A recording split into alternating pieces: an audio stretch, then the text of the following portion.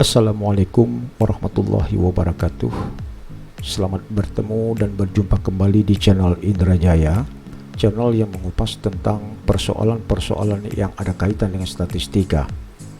Nah, pada kesempatan ini saya meneruskan penjelasan saya tentang bagaimana cara kita menentukan koefisien regresi dari regresi linear sederhana secara manual, tetapi kita di sini menggunakan pendekatan statistik atau stokastik.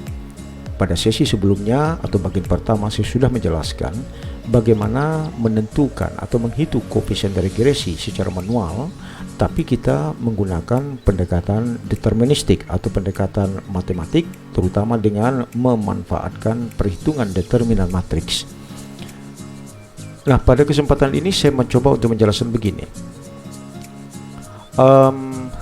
Kita tahu bahwa kalau kita melakukan observasi terhadap data sampel, sebagaimana yang saya jelaskan sebelumnya, kita mengatakan bahwa persamaan daripada garis itu adalah YI sama dengan B0 ditambah B1XI ditambah EI. Ini adalah persamaan pertama yang kita dapatkan. Nah, kita tahu bahwa YI ini merupakan Y observasi. Nah, Y observasi ini di dalam scatter plot yang ada itu banyak. Bisa Y1, Y2, Y3, Y4 dan sebagainya. Maka karena dia banyak, maka YI itu kita jumlahkan dia. Maka muncullah jumlah YI. Jumlah YI ini disimbolkan dengan sigma YI. Berarti sigma YI ini sama dengan sigma B0 ditambah B1XI ditambah EI. Maka muncul seperti ini. Nah, sehingga ini kalau kita uraikan, kita mendapatkan bahwa sigma YI sama dengan sigma B0, ini kita kali ke dalam, ditambah dengan B1 sigma XI, ini kita kali ke sini, ditambah sigma dikali EI, berarti sigma EI.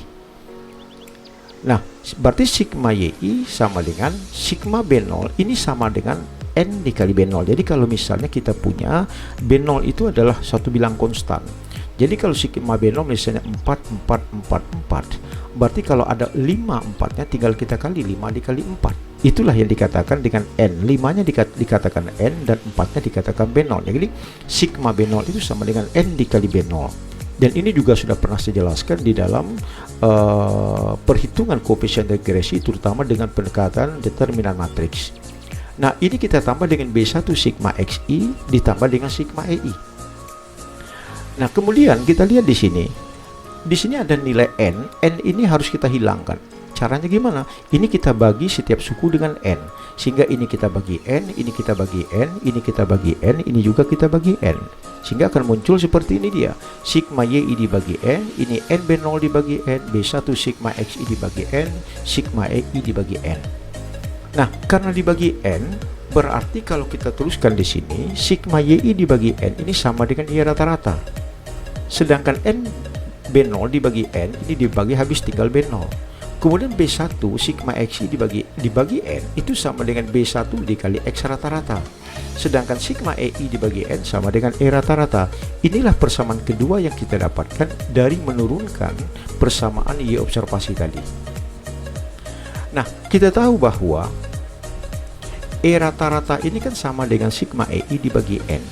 Nah, kita berharap bahwa jumlah kesalahan ini di dalam persamaan regresi itu kita harapkan bagaimana bisa mendekati nol. Artinya selisih antara Y observasi dengan Y ramal itu kalau dapat mendekati nol.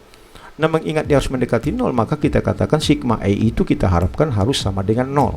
Kalau sama dengan nol, maka persamaan ini berubah menjadi Y rata-rata sama dengan B0 ditambah B1X rata-rata ditambah 0, maka didapat Y rata-rata sama dengan B0 ditambah B1X rata-rata.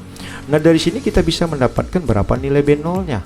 Nah, berarti B0 adalah Y rata-rata dikurang B1X rata-rata. Nah, inilah nilai B0 setelah kita menurunkan dari persamaan Y observasi tadi. Jadi di sini ada persamaan pertama yang kita dapatkan, di sini persamaan kedua yang kita dapatkan. Nah, pertanyaannya berapa nilai B1? Untuk menentukan nilai B1, kita harus kurangkan persamaan pertama dengan persamaan kedua yang di sini. Maka kita kurangkan. Persamaan pertama tadi adalah YI, persamaan kedua adalah Y rata-rata. Maka YI dikurang Y rata-rata, maka berarti B0 ditambah B1XI ditambah EI, ini kita kurang dengan B0 ditambah B1X rata-rata ditambah Y rata-rata.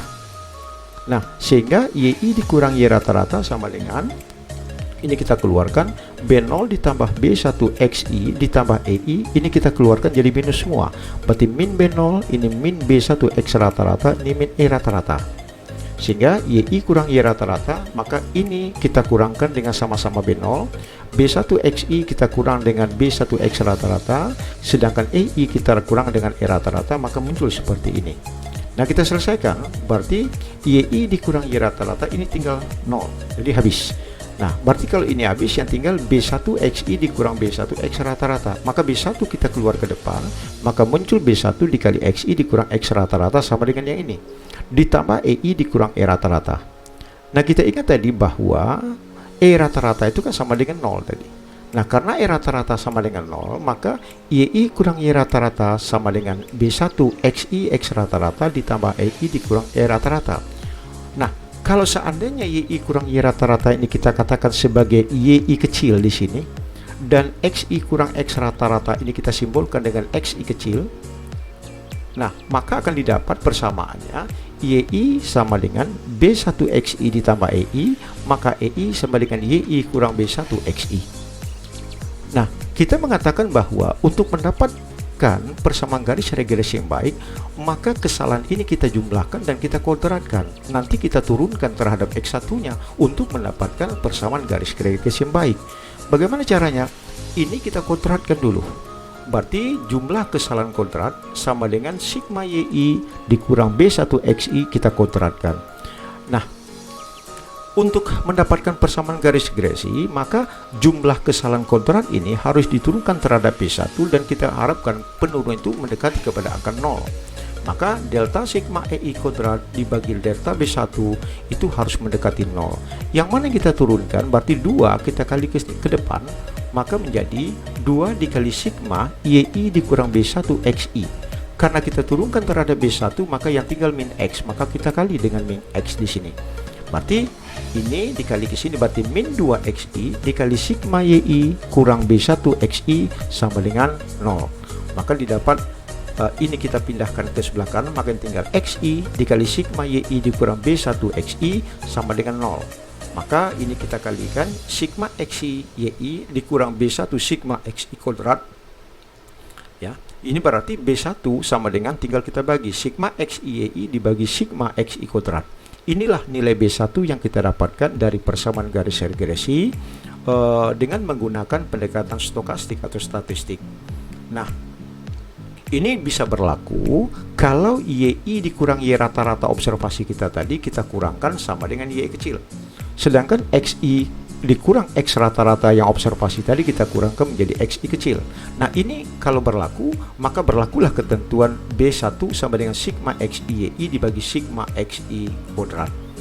Demikianlah cara kita untuk mendapatkan persamaan garis regresi yang baik, yaitu dalam menentukan koefisien regresi B0 dan B1 kalau kita menggunakan pendekatan statistik.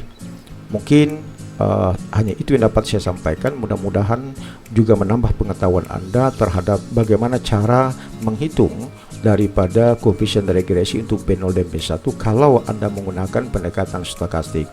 Mudah-mudahan dengan materi yang singkat ini dapat memberikan manfaat kepada Anda. Terlebih terkurang saya mohon maaf. Saya ucapkan billahi taufik wal hidayah. Wassalamualaikum warahmatullahi wabarakatuh.